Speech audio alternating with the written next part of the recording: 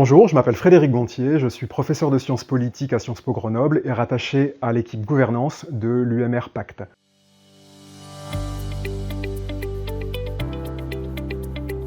Mes questions de recherche portent sur les liens entre système de valeurs et système partisan.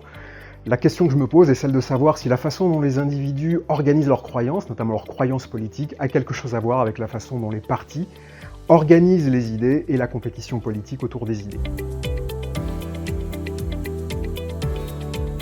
Lors du congrès, je vais animer avec Angela Tassea, maîtresse de conférence en sciences politiques à l'IEP, une semi-plénière intitulée « Sommes-nous encore en démocratie ?»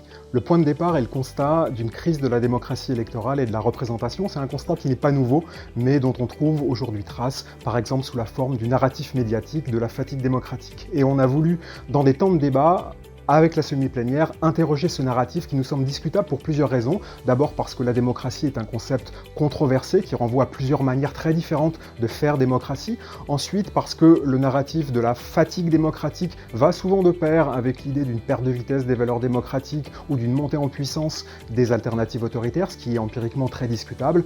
Enfin, il y a plusieurs éléments qui attestent d'une forte vitalité démocratique par le bas, que ce soit dans les mouvements sociaux récents, les mobilisations de la jeunesse. On voit une volonté forte de certains citoyens d'être associés plus étroitement à la fabrique des choix collectifs, voire à la décision publique elle-même. L'objectif dans cette semi-plénière, c'est de réunir 6 spécialistes nationaux et internationaux qui vont débattre et interroger toutes les facettes de ce narratif et mettre en perspective la thèse de la déconsolidation démocratique avec des thèses concurrentes.